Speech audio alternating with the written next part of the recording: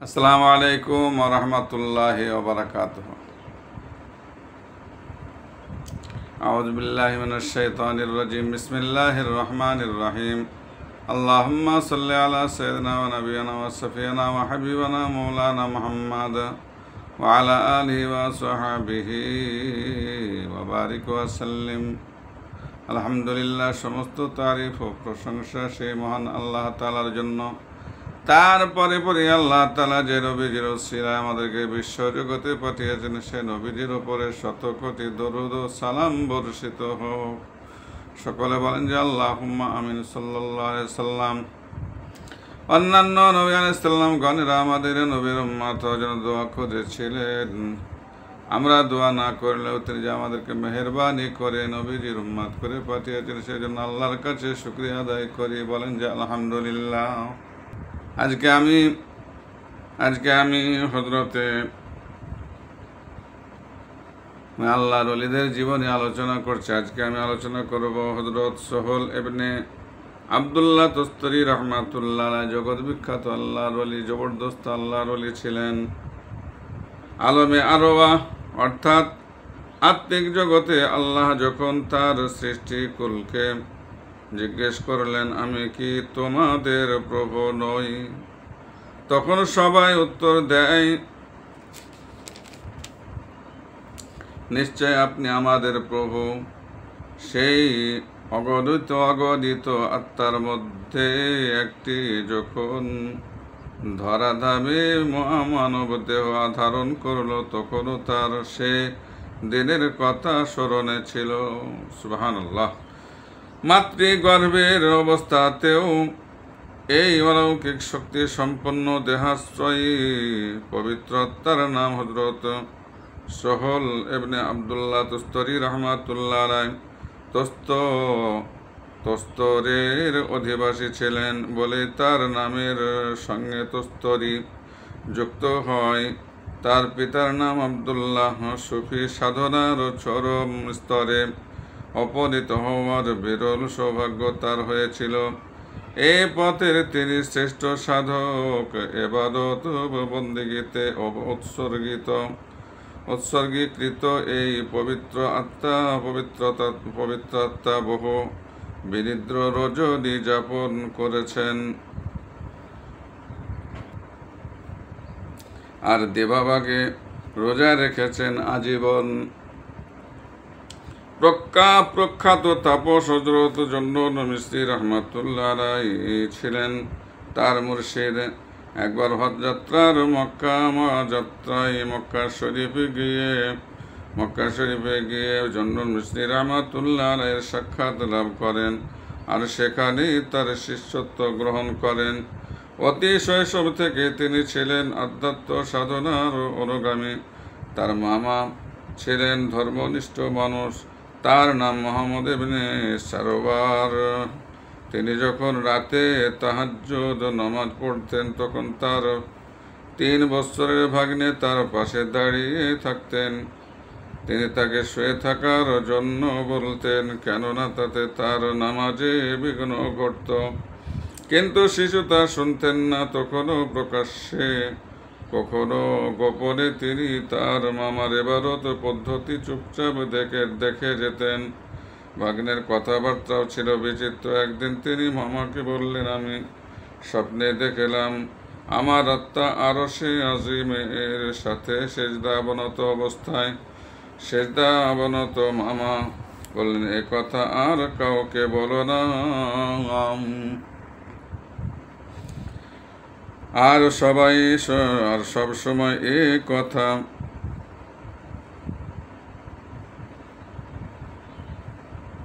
কাউকে বলো না। কতদিন থেকে তোমার এ অবস্থা শুরু হয়েছে? তিনি বললেন, বেশ কিছুদিন থেকে। আর সব সময় এরকম হয়। মামা তাকে একটি কালাম শিখিয়ে দিলেন, আল্লাহ আমার সঙ্গে আছেন, আল্লাহ আমার প্রতি দৃষ্টিকারী, আল্লাহ আমার সাক্ষী স্বরূপ, আল্লাহু মাই, আল্লাহু নাজিরি, আল্লাহু শাহিদি। প্রতি রাতে তিনি কালামটি পাঠ করতে বললেন। যখন এই কালাম পাঠে তিনি অভ্যস্ত হয়ে গেলেন, তখন প্রতি রাতে এ কালাম 7 বার পাঠ করতে বললেন। কিছুদিন পরে সেটি 15 বার পড়ার নির্দেশ দিলেন। তখন থেকে তিনি এটি নিয়মিত পাঠ করতেন। তার মামা তাকে এক মক্তবে ভর্তি করে দেন। মাত্র 7 বছর বয়সেই তার কোরআন পাক খতম হয়ে যায়, আর তখন থেকে তিনি রোজা শুরু করেন। তিনি সব সময় জবের রুটি দিয়ে ইফতার করতেন। 12 বছর বয়সে তিনি একটি জটিল মাসআলার সম্মুখীন হন। স্থানীয় আলেমগণের কেউ এসে সমস্যার সমাধান করতে পারলেন না, কাজে তিনি গেলেন বসরায়। সেখানে বিখ্যাত আলেম ও সাধক হযরত হাবিব হামজা রাহমাতুল্লাহের শরণাপন্ন হলেন। তিনি অবশ্য খুবই সন্তোষজনক সমাধান বলে দিলেন। কিছুদিন তার সংস্পর্শে থেকে আবার তস্তরে ফিরে এলেন। এই সময় থেকে প্রতি রাতে তরকারি সহযোগে তিনি 2 তলা আন্দাজ রুটি খেতে থাকেন। প্রথম দিকে প্রতিদিন ইফতার করতেন, তারপর ইফতার করতেন 3 দিন অন্তর, পরে 5 দিন, 6 দিন এবং তারও পরে 7 দিন পর পর ইফতার করতেন। আরও পরে অবস্থায় এমন হয় যে একটানা 40 দিন পর মাত্র একটি বাদামের শ্বাস দিয়ে ইফতার করতেন। তিনি নানাভাবে নিজেকে নিয়ে পরীক্ষা করেছেন। কখনো একটানা কয়েক বছর ক্ষুধার্ত থেকেছেন, সুবহানাল্লাহ। কখনো প্রাণ ভরে পানাহার করেছেন। প্রথম ক্ষুধা জনিত দুর্বলতা ও আহার জনিত অসুস্থতা অনুভব করতেন, কিন্তু পরে দেখা গেল বিপরীত ব্যাপার। অনাহারে থাকলে সুস্থ সবল বোধ করেন, আবার আহার করলে অসুস্থ ও দুর্বল বোধ করেন। শাবান মাসের মাহাত্ম্যের কথা জানতে পেরে তিনি ওই মাসের অধিকাংশ দিনই রোজা রাখতেন, আর পুরো রমজান মাসে মাত্র 1 দিন একটি বারই আহার করতেন। অন্য দিনগুলোতে দিনের বেলায় রোজা আর রাতে নফল নামাজই ছিল তার খাবার। একবার তিনি মন্তব্য করেন, পুণ্যবান ও পাপী উভয়ের জন্য তওবা করা ফরজ। তস্তরের এক বিখ্যাত আলেম তার এ মন্তব্যের প্রতিবাদ করে তাকে লোক সমাজে প্রতিপন্ন করার চেষ্টা করলেন। তার কার্যকলাপকে শরীয়ত বিরোধী বলে তিনি ফতোয়াও জারি করলেন। দেশের ছোট বড় সবাইকে তিনি হযরত সোহেল রাহমাতুল্লাহের বিরুদ্ধে উত্তেজিত করে তুললেন। অবশ্য তাতে হযরত বিন্দুমাত্র ভ্রুক্ষেপ না করে নিরিবিলি ইবাদত বন্দেগী করতে লাগলেন। বিরোধী পক্ষের সঙ্গে কোনরূপ তর্ক অবতীর্ণ হওয়ার তার প্রবৃত্তি হলো না। শেষ পর্যন্ত অবশ্য যারা প্রকৃত আল্লাহ প্রেমিক তারা তাকে সমর্থন করলেন। এক সময় আল্লাহ প্রেমের তরঙ্গ তার মনে এমন উচ্ছ্বাসিত হয়ে ওঠে যে পার্থিব বিষয় আশয় সব কিছু তার কাছে আবর্জনা বলে মনে হয়। সুতরাং তার যা কিছু ছিল তার নাম কাগজের টুকরায় লিখে এক জনসভায় শূন্যে উড়িয়ে দেন। ওই কাগজের টুকরা যে পেল আর তাতে যে জিনিসের নাম লেখা ছিল হযরত সোহেল রাহমাতুল্লাহ তাকে তাই দিয়ে দেন। তারপর বিরক্ত হস্তে মক্কা রওনা হন। তিনি তার মনকে বোঝান যে তিনি এখন নিঃস্ব, সুতরাং তার কাছে আর কোনো জিনিসের আশা করা চলবে না। কেউ কেউ অবশ্য বলেন, তস্তরের সর্বস্তরের মানুষ যখন কাফের বলে তাকে চিহ্নিত করে তখন মনের দুঃখে তিনি তার সর্বস্ব বিলিয়ে দিয়ে মক্কার পথে বেরিয়ে পড়েন। কোফায় উপনীত হলে তার নফস বলে, এতদিন আমি তো কিছুই চাইনি, এবার আমাকে কিছু রুটি ও মাছ খেতে দিন। তাহলে মক্কায় পৌঁছানো পর্যন্ত আমি আর কিছুই খেতে চাইব না। হযরত সাউল রাহমাতুল্লাহ শহরে পৌঁছে এক জায়গায় একটা জাতাকল দেখতে পান। একটি উট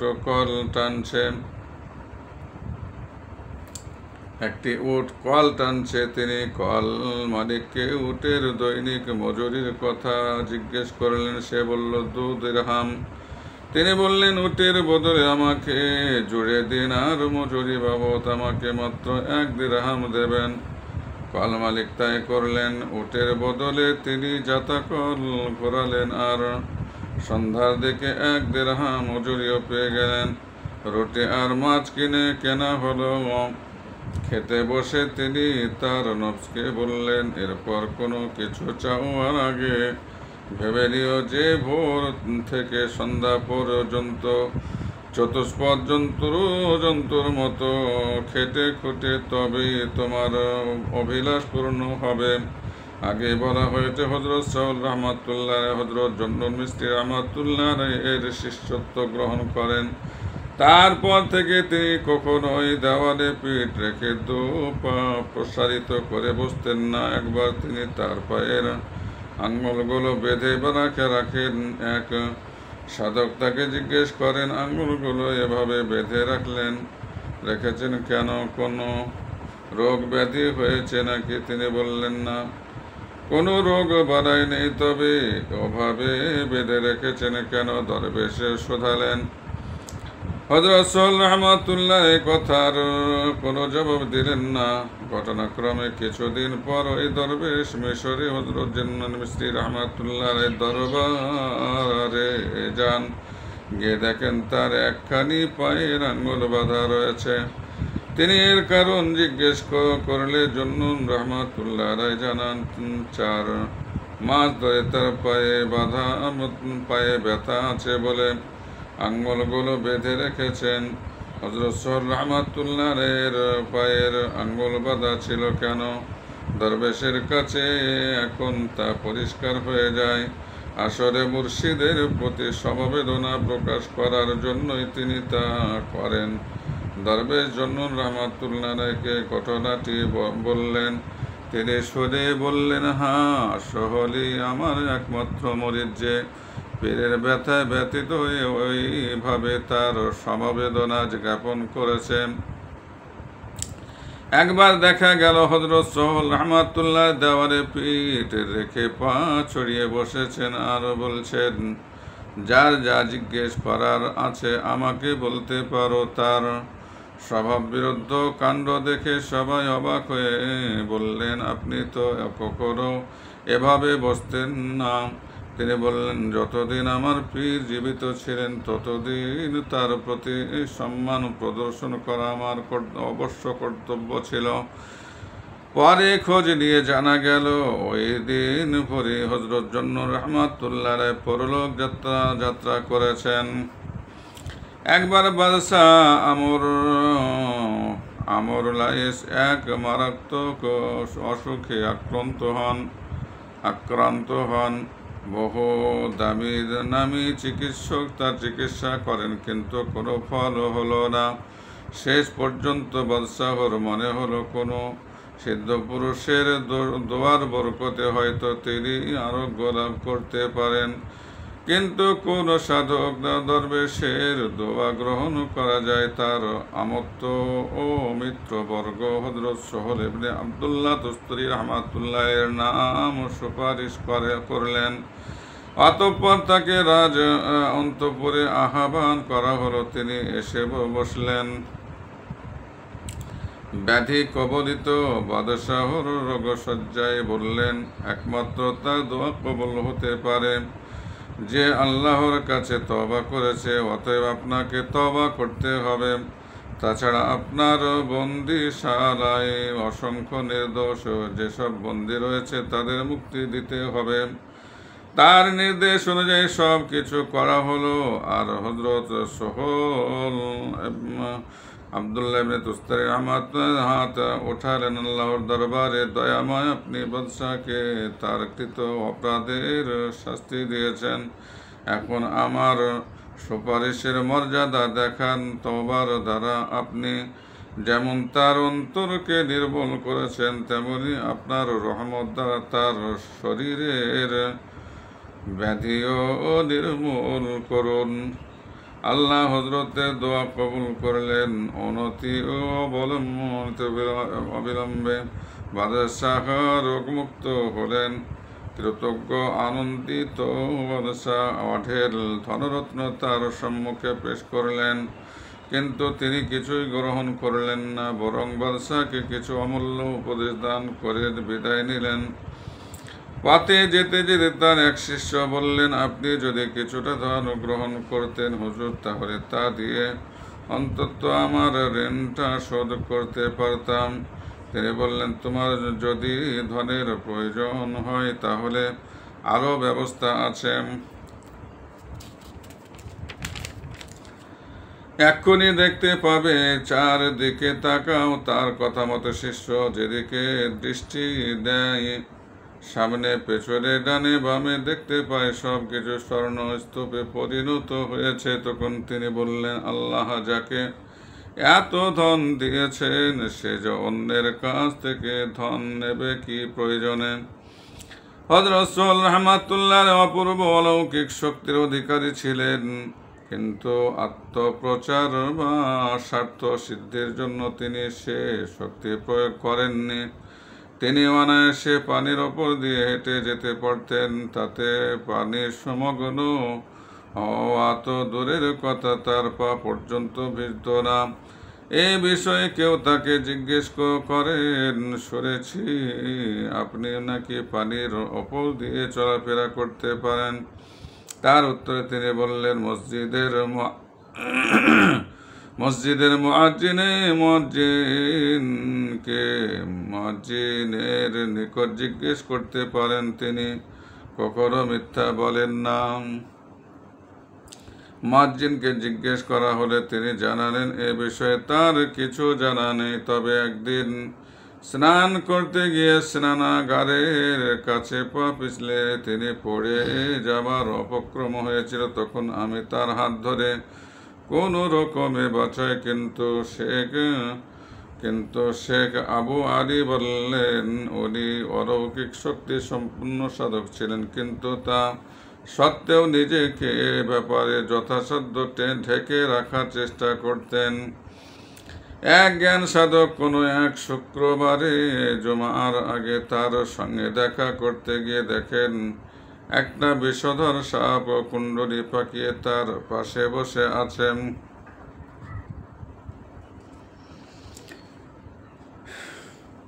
ভয়ে তার দিকে না এগিয়ে তিনি দাঁড়িয়ে রইলেন। হযরত তাকে কাছে যাবার অনুমতি দিলে ভয়ে তিনি গেলেন। হযরত তাকে বললেন, যারা আসমানের সূক্ষ্ম তত্ত্বে ওয়াকিবহাল নয়, তারা পার্থিব বস্তুকে ভয় পায়। জুমার সময় আসন্ন হয়ে উঠেছিল। হযরত তাকে বললেন, জুমার কি ব্যবস্থা করবেন? আগন্তুক বললেন, জামে মসজিদ তো এখান থেকে প্রায় একদিনের পথ। হযরত সুহেল রাহমাতুল্লাহ তখনই তার হাত ধরে নিয়ে চোখের পলকে জামে মসজিদে গিয়ে পৌঁছালেন।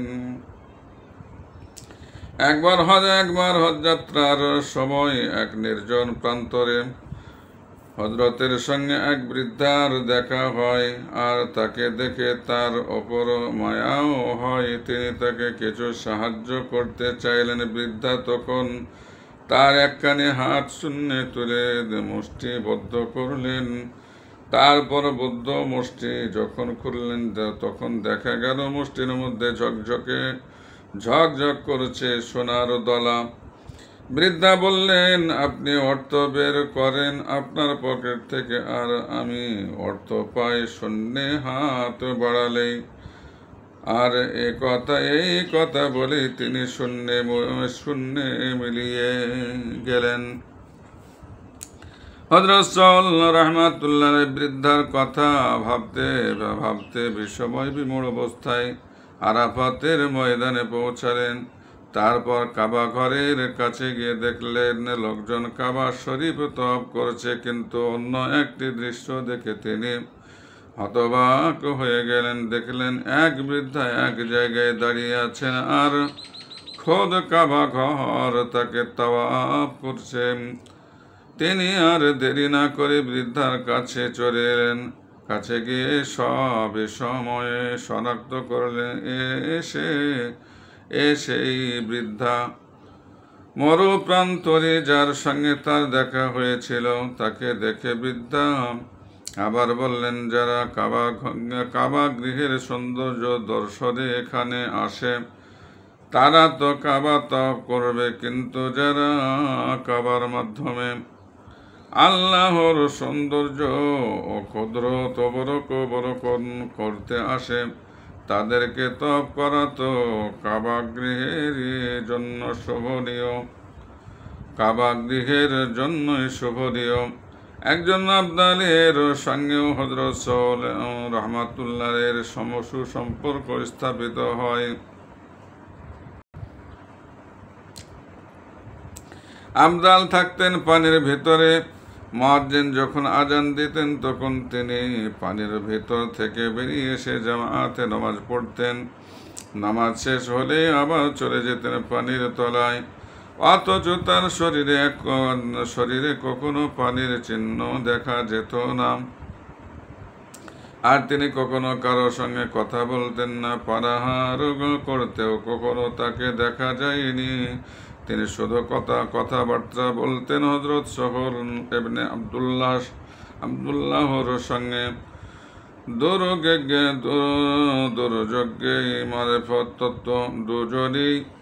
মারেফত তত্ত্ব নিয়ে তাদের আলাপ আলোচনা চলত।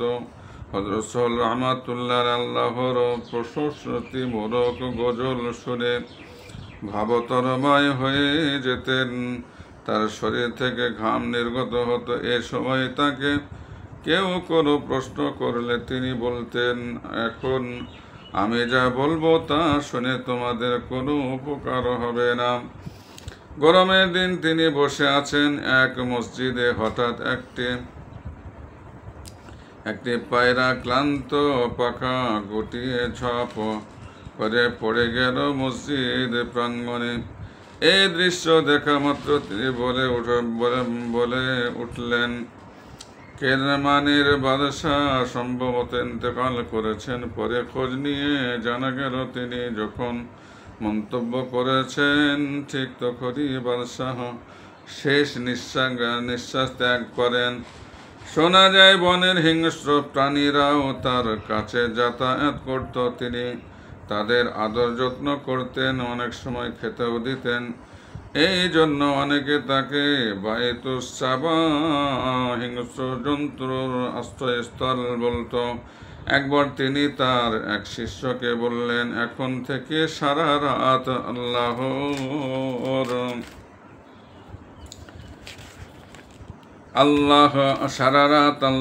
আল্লাহ শব্দটি মুখে উচ্চারণ করতে থাকো।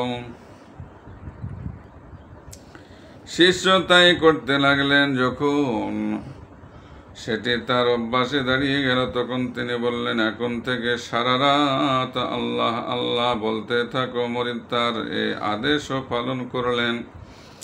আর এখন তার আল্লাহ আল্লাহ জিকির অভ্যাসে পরিণত হয়ে গেল। এমনকি ঘুমের মধ্যেও তিনি এই জিকির করতে লাগলেন। তারপর হযরত সোহর রাহমাতুল্লাহ বলেন, তার আর মুখে শব্দ নয়, বরং এখন থেকে তুমি মনে মনে আল্লাহর জিকির করো। মুর্শিদের নির্দেশ ক্রমে তিনি তাই করতে লাগলেন। দিন রাত তার হৃদয়ে আল্লাহর জিকির অব্যাহত রইল। একদিন ঘরে বসে তিনি আল্লাহর নাম জিকির করছেন। হঠাৎ ঘরের ছাদ থেকে তার মাথায় এক খণ্ড ভারী কাঠ পড়ে মাথার কেটে রক্তপাত হয়ে গেল। আর সেই রক্ত থেকে আল্লাহ আল্লাহ জিকির ধবরি উঠতে লাগল। একদিন তিনি তার এক শিষ্যকে জানালেন, বসরা শহরে এক রুটিওয়ালা সিদ্ধি লাভ করেছে, তুমি তার কাছে গিয়ে তোমার ইচ্ছা জ্ঞাপন করতে পারো। মুর্শিদের কথা শুনে মুরিদ বসরায় রুটিওয়ালার কাছে গেলেন। তিনি লক্ষ্য করলেন খদ্দেরকে ওজন কম দেবার জন্য অন্যান্য রুটির মালিক দাড়ি পাল্লায় যে কৌশল করে রাখে, এ রুটিওয়ালার পাল্লায় ও অনুরূপ কৌশল রয়েছে। আর তা দেখে তার ওপর তিনি বিতেও শ্রদ্ধা হলেন। তার মনে হলো যদি সিদ্ধ পুরুষই হতো তাহলে কখনোই এমন কৌশল অবলম্বন করতো না। তবে এত দূরে যখন এসেছে তখন একটু আলাপ করতে দোষী বা কি। তিনি তাকে সালাম জানালেন, দু একটি প্রশ্ন করলেন। তার প্রশ্নের উত্তর রুটিওয়ালা বলল, আপনি যখন প্রথমে আমার ওপর থেকে শ্রদ্ধা হারিয়ে ফেলেছেন তখন আমার কোনো কথা আপনার আর ভালো লাগবে না। অতএব যেখান থেকে এসেছেন সেখানেই ফিরে যান।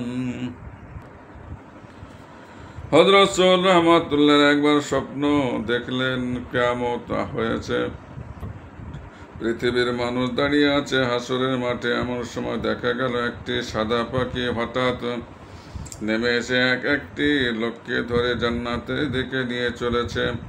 হযরত সোহেল রাহমাতুল্লাহ বলে উঠলেন, এ কোন প্রাণী? তখন কে যেন বলল, আল্লাহ পাক তার নিজস্ব রহমতকে সাদা পাখির রূপে পাঠিয়ে দিয়েছেন। হযরত সোহেল রাহমাতুল্লাহ দেখলেন এ সময় এক খণ্ড কাগজ যেন কোথা থেকে উড়ে এসে তার সামনে পড়ল। তিনি কাগজখানি কুড়িয়ে নিয়ে পড়ে দেখলেন তাতে লেখা আছে পাখির নাম তর্কে দুনিয়া, অন্য কিছু নয়। এ পাখির নাম তর্কে দুনিয়া, অন্য কিছু নয়। তিনি আর একদিন স্বপ্নে দেখলেন তিনি জান্নাতে প্রবেশ করেছেন। তিনজন লোকের সঙ্গে তার দেখা হচ্ছে। তিনি তাদের সালাম জানিয়ে জিজ্ঞেস করেছেন, পৃথিবীতে আপনাদের সর্বাপেক্ষা ভয়ের বস্তু কি ছিল? তারা তিনজনই সমস্বরে বললেন, ঈমানের সঙ্গে শেষ নিঃশ্বাসটি পড়ে কিনা। একবার তিনি ইবলিসকে স্বপ্নযোগে জিজ্ঞেস করেন, তোমার কাছে সবচেয়ে দুর্বোধ্য কি? সে উত্তর দেয়, তার কাছে দুর্বোধ্য বলে কিছুই নেই, তবে আল্লাহর সঙ্গে তার বান্দার আন্তরিক ইঙ্গিত ইশারায় যে যোগাযোগ ও কথাবার্তা হয় তা তার কাছে একেবারেই দুর্বোধ্য। সুবহানাল্লাহ। হযরত সোহেল রাহমাতুল্লাহ বলেন, তিনি একবার কতগুলো লোকের মধ্যে ইবলিসকে দেখতে পেয়ে বেশ সাহস করে তাকে বন্দী করে ফেলেন। একটু পরে লোকজন চলে গেলে তাকে বললেন, তুমি আল্লাহ পাকের তাওহীদ সম্পর্কে কিছু না বললে তোমাকে কিছুতেই ছাড়ব না। উপায়ান্তর না দেখে সে তাওহীদ সম্পর্কে এমন বর্ণনা দেয় যাতে তার অন্তহীন জ্ঞান ও যুক্তির পরিচয় মেলে। সে বর্ণনা শুনে মনে হয় পৃথিবীর শ্রেষ্ঠ জ্ঞানী বিষময় প্রকাশ না করে পারতেন না। হযরত সোহেল রাহমাতুল্লাহ বলেন, খাবারের বদলে সারা পান করে পেট ভরানো একদিক দিয়ে অনেক ভালো। তার এ মন্তব্যের তাৎপর্য হিসাবে তিনি বলেন, সারা পান করে পেট ভরলে জ্ঞান বুদ্ধি বিবেচনা লোপ পায়। তখন মানুষ তার হাত ও রসনার ক্ষতি থেকে নিরাপদ থাকে। কিন্তু পেটে পরে খাবার খেলে, হালাল খাবারও যদি হয়, রিপু প্রবল হয়, বাসনা তীব্র হয়, তখন নফস নিজের ইচ্ছা পূরণে উন্মুখ হয়ে ওঠে, আর সেই ব্যক্তির দ্বারা অন্যের ক্ষতি সাধন সম্ভব হয়। হযরত সোহেল রাহমাতুল্লাহ আলাইহি এর অমূল্য উপদেশ বাণী এক উদরপূর্তি করে পানাহার করলে তা প্রবৃত্তির লালসাকে চরম মাত্রায় পৌঁছে দেয়, আর তখন মন্দরিপগুলো তাদের ইচ্ছা পূরণে উঠে পড়ে লেগে যায়। দুই, হালাল খাদ্যের অনুপস্থিতি ইবাদতের একাগ্রতায় বিঘ্ন ঘটায়। 3, হালাল রুজি অর্জন করা আল্লাহর অনুগ্রহের উপর নির্ভরশীল। 4, পুণ্য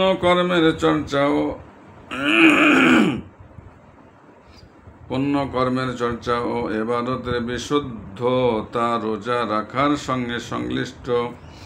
রোজা দরিদ্র, বিনয় ও আত্মতুষ্টি ও ইবাদতে স্বাদ এনে দেয়। রোজাদার ব্যক্তিকে শয়তান প্রতারিত করতে পারে না, বরং তার থেকে দূরে সরে যায়। 5, অবৈধ আহার 7টি অঙ্গকে পাপী করে তোলে, যথা চোখ, কান, জিভ, পেট, হাত, পা ও গুপ্ত স্থান। অবৈধ খাদ্য গ্রহণকারী স্বেচ্ছায় বা অনিচ্ছায় পাপ করে। অপরদিকে বৈধ খাদ্য উল্লিখিত অঙ্গগুলোকে পুণ্যকর্ম ও ইবাদতের দিকে এগিয়ে দেয়। 6, যে আল্লাহর ইবাদত করে না সে মানুষের দাসত্ব করতে বাধ্য হয়। 7, আল্লাহ ছাড়া অন্য কোনো বস্তুর দ্বারা মনের শান্তি বিধান নিষিদ্ধ, কেননা এ ধরনের মন থেকে ইমানের গন্ধ উবে যায়। 8, আলেমগণ 3 শ্রেণীর, যথা জাহিরি আলেম, যাদের পাণ্ডিত্য প্রত্যক্ষদর্শীদের কাছে প্রকাশিত হয়। 2, বাতেনি আলেম বা তত্ত্বজ্ঞানী, যাদের পাণ্ডিত্য সূক্ষ্ম তত্ত্বদর্শীদের কাছে প্রকাশ পায়। 3, এক শ্রেণীর আলেম আছেন যাদের পাণ্ডিত্যের সন্ধান একমাত্র আল্লাহই রাখেন, আর কেউ নয়। সুবহানাল্লাহ। 9, আমাদের মূল নীতি 6টি, যথা কোরআন পাককে দৃঢ়ভাবে আঁকড়ে থাকা। 2, রাসূলুল্লাহর সুন্নাত পালন করা। 3, বৈধ খাবার খাওয়া। 4, কেউ কষ্ট দিলেও তাকে কষ্ট না দেওয়া। 5, অবৈধ বস্তু থেকে দূরে থাকা। ও 6, অন্যের হক যথা শীঘ্র সম্ভব পরিশোধ করা। 10, আমাদের ধর্মের মূল বিষয় 3টি, যথা রাসূল করিম সাল্লাল্লাহু আলাইহি সাল্লামের চারিত্রিক বৈশিষ্ট্য ও কার্যকলাপের অনুসরণ করা। 2, বৈধ খাবার খাওয়া ও 3, যাবতীয় কাজ আল্লাহর সন্তুষ্টির জন্য সম্পন্ন করা।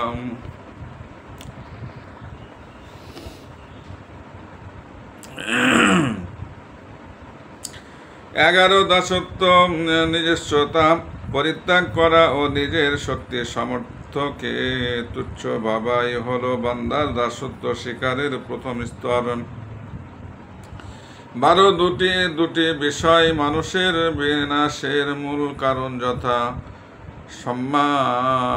সম্মান লিপ্সা ও দারিদ্র ভীতি।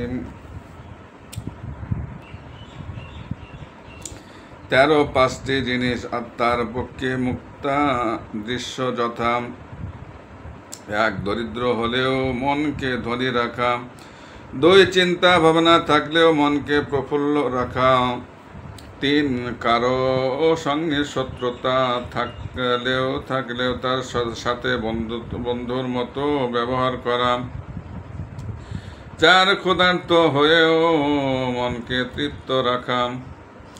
5, রাতভর ইবাদত ও দিনভর রোজা আদায় করা সত্ত্বেও নিজেকে সুস্থ সবল ব্যক্তির মতো প্রকাশ করা। 14, আল্লাহর সঙ্গে বান্দার গভীর সম্পর্কের পথে প্রধান অন্তরায় হলো বান্দার মনে অহংকারের অস্তিত্ব, আর বান্দার হৃদয়ে বিনয়ের অস্তিত্ব। আল্লাহর সঙ্গে তার সম্পর্কের গাঢ়ত্ব সৃষ্টি করে। 15 আরশ থেকে জমিন পর্যন্ত বিশ্বাসী মানুষের অন্তর অপেক্ষা অন্য কোনো শ্রেষ্ঠ স্থান আল্লাহ তার সৃষ্টি করেননি। সুবহানাল্লাহ। কেননা বিশ্ব সৃষ্টির জন্য আল্লাহর মারিফাত অপেক্ষা উত্তম বস্তু আর কিছু হয়নি। আর মানুষের অন্তরই হলো মারিফাতের প্রকাশ স্থল। 16 আল্লাহ ব্যতীত সাহায্যকারী নেই। রাসূলুল্লাহ সাল্লাল্লাহু আলাইহি ওয়াসাল্লাম ছাড়া সৎ পথ প্রদর্শকও নেই, এবং ধর্মনিষ্ঠা ছাড়া কখনো সম্বল নেই। 17 যে নিজের আত্মাকে চিনেছে সে আল্লাহকে চিনতে পেরেছে। সে আনন্দ ও বিষাদের সাগরে নিমজ্জিত হয়েছে। তো 18 তওবার মধ্যে প্রথম পর্যায় হলো ধর্মের ডাকে সাড়া দেওয়া, দ্বিতীয় পর্যায় হলো সব কিছু ছেড়ে দিয়ে আল্লাহর দিকে নিবিড় হওয়া, কৃতকর্মের জন্য অনুতাপ করে আল্লাহর অস্তিত্বের কাছে নিজের অস্তিত্ব বিলীন করে দেওয়া, নিজ অপরাধ সমূহের জন্য ক্ষমা প্রার্থনা করা। 19 আল্লাহ আত্মসমর্পণ ছাড়া তাওয়াক্কুল হয় না। সব রকমের কলা কৌশল পরিত্যাগী হলো আত্মার সমর্পণ। তাওয়াক্কুলের চিহ্ন 3টি, যথা কারো কাছে কোনো কিছু প্রার্থনা না করা, 2 কেউ কোনো জিনিস দিলে তা গ্রহণ না করা, 3 গ্রহণ করলেও তা খরচ করা বা দান করে দেওয়া। 20 তাওয়াক্কুলকারী 3টি জিনিস পায়, যথা অজানা বিষয়ের জ্ঞান, 2 মারিফাতের প্রতি পূর্ণ বিশ্বস্ততা ও 3 আল্লাহর দিদার। 21 আল্লাহর সঙ্গে বন্ধুত্বের অর্থ হলো তার বিরুদ্ধাচরণ থেকে বিরত থাকা, আর তাওয়াক্কুলের অর্থ হলো তার দিকে হাত বাড়িয়ে দেওয়া। 22 প্রবৃত্তিকে শাসনে রাখাই হলো দুনিয়া ত্যাগের প্রথম সোপান। দুনিয়া ত্যাগ হলো তাওয়াক্কুলের প্রথম সোপান। প্রবৃত্তির আকাঙ্ক্ষা পরিত্যাগ করা হলো আত্মতুষ্টি, আর সেটাই হলো আল্লাহর সন্তুষ্টি বিধানের প্রথম সোপান। নফসের 23 নফসের চেয়ে কোন জিনিস বেশি কঠিন? তার উত্তর, প্রত্যেক কাজে বিশুদ্ধতা বজায় রাখা, আল্লাহর আদেশে মাথা পেতে বরণ করার নামই বিশুদ্ধতা। 24 4টি বস্তুর মধ্যে মুক্তি নিহিত, যথা অনিদ্রায় সময় কাটানো, 2 একাকী বসবাস করা, 3 অল্প আহার করা ও 4 চুপ করে থাকা। এক ব্যক্তির উপদেশ প্রার্থনায় তিনি কথাগুলো বলেন। সে যখন তার সাহচর্য কামনা করে, তখন তিনি বলেন, আমি মরে গেলে তুমি কার সাহচর্যে থাকবে? সে বলল, আল্লাহর সাহচর্যে। 25 নম্বর, নফসকে চিনতে না পারলে আল্লাহর দিকে অগ্রসর হওয়া কঠিন, অর্থাৎ মন্দ প্রবৃত্তির তাড়নার প্রতি সজাগ না থাকলে আল্লাহর পথে যাওয়া সম্ভব নয়। আল্লাহকে পাওয়া একেবারে অসম্ভব। মানুষের মন্দ প্রবৃত্তির আকাঙ্ক্ষা 3টি অবস্থা থেকে মুক্ত নয়।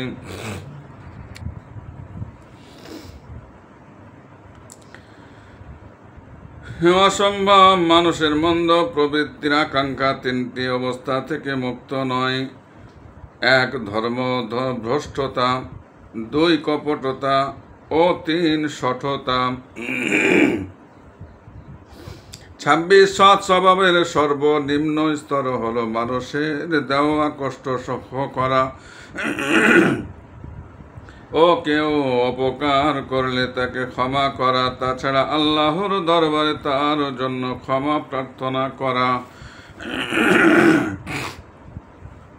হযরত সোহেল ইবনে আব্দুল্লাহ রাহমাতুল্লাহ আলাইহি আল্লাহর কাছে এই ধরনের মোনাজাত করতেন, হে দয়াময়, আমি তো একেবারেই অধম নগণ্য, তবুও যে আপনি আমাকে স্মরণ রেখেছেন এটি আমার জন্য অপার খুশি ও আনন্দের কথা। তার অন্তিম মুহূর্ত আসন্ন হয়ে উঠলে তাকে জিজ্ঞেস করা হলো তার অবর্তমানে কে তার প্রতিনিধিত্ব করবেন, কে তার স্থলাভিষিক্ত হয়ে মিম্বরে দাঁড়িয়ে নেতৃত্ব ও উপদেশ দেবেন। তখন তার কাছে রয়েছেন 400 মুরিদ। সুতরাং প্রতিনিধিত্বের সৌভাগ্য কার হয় এটা জানার জন্য তখন সবাই উদ্গ্রীব। সকলের মানসিক চাঞ্চল্য, হৃদয় স্পন্দন থামিয়ে দিয়ে তিনি বললেন, অগ্নি পূজক দিলশাদ তার স্থলাভিষিক্ত হবে, আর সেই তার জায়গায় দাঁড়িয়ে ভাষণ ও উপদেশ দেবে। সবাই স্তব্ধ হয়ে গেল, কেননা তিনি যা বললেন তা অকল্পনীয়, কারো মুখে কথা নেই। সবাই ভাবছেন রোগ ব্যাধির কারণে হয়তো বা তার মস্তিষ্ক বিকৃতি ঘটেছে।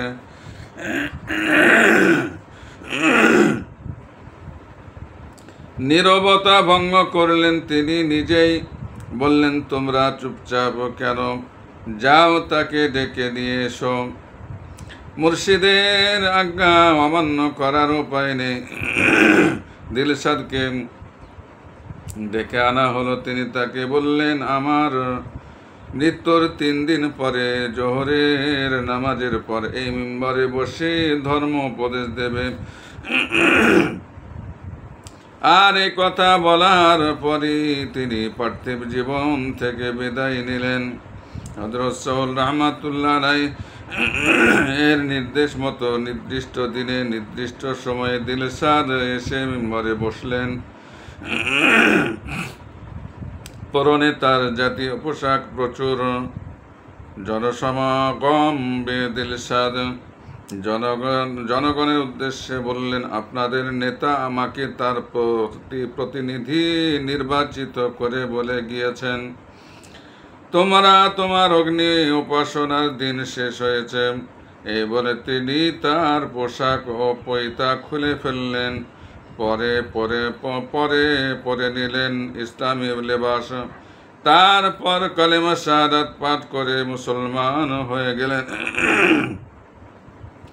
অতঃপর বললেন, হযরত সোহেল রাহমাতুল্লাহ আমাকে আদেশ করেছেন আপনাদের নসিহত করতে, আর সে আদেশ পালন করা আমার একান্ত কর্তব্য। সুতরাং আপনারা আমার কথা শুনুন।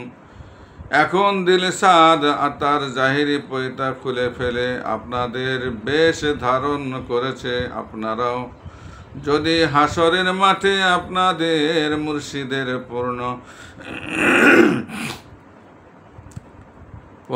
পূর্ণ মিলনের আশা করেন, তাহলে আপনাদের বাতিনি পৈতা কেটে ফেলুন। বিস্মিত শ্রোতাবর্গ তার কথা শুনে আবেগে অল্পত হয়ে কেঁদে ফেললেন। শোনা যায় হযরতের সব যাত্রায় অসংখ্য লোক সমবেত হয়। মানুষের বিরহ, কান্না ও শোকের মর্মস্পর্শী অভিব্যক্তি দেখে একজন ইহুদি তার বাড়ি থেকে বেরিয়ে এসে বললেন, আমি যা দেখছি আপনারাও কি তা দেখতে পাচ্ছেন? সবাই জিজ্ঞেস করে, কি দেখছেন আপনি? তিনি বললেন, আমি দেখছি আকাশ থেকে দলে দলে ফেরেশতা নেমে এসে শোক মিছিলে শামিল হচ্ছে। আর এই কথা বলে ততক্ষণাৎ তিনি মুসলমান হয়ে গেলেন। একদিন হযরত সাল্লাল্লাহু রাহমাতুল্লাহ সশিষ্য বসে আছেন। হঠাৎ এক লোক তার সভায় এসে পড়ে। তিনি বললেন, ওই লোকটি মারেফতের কিছু খবর রাখে। তার কথা শুনে লোকজন তার দিকে অগ্রসর হওয়া মাত্র তিনি চোখের পলকে অদৃশ্য হয়ে গেলেন। একদিন এক লোক হযরত সাল্লাল্লাহু রাহমাতুল্লাহের কবরের পাশ দিয়ে যাচ্ছিলেন। একজন মুরিদ লোকটিকে চিনতে পেরে কবর দেখিয়ে বললেন, এখানে যিনি শুয়ে আছেন বেঁচে থাকাকালীন তিনি আপনাকে দেখিয়ে বলেছিলেন আপনি মারেফতের কিছু খবর রাখেন। আল্লাহ আপনাকে মারেফতের জ্ঞান দিয়েছেন, তার শপথ দয়া করে আমাদের কিছু অলৌকিকতা দেখান। লোকটি তখন কবরের দিকে লক্ষ্য করে বলে উঠলেন, হে সহল, কথা বলুন। সঙ্গে সঙ্গে কবর থেকে শব্দ এলো, লা ইলাহা ইল্লাল্লাহু ওয়াহদাহু লা শারীকা লাহু। লোকটি আবার বললেন, বলা হয়ে থাকে এ কালেমা পাটকারীর কবর কখনো অন্ধকার হয় না। এ কথা কি ঠিক? কবর থেকে উত্তর এলো, হ্যাঁ। এখানে শেষ। আসসালামু আলাইকুম ওয়া রাহমাতুল্লাহি ওয়া বারাকাতুহু।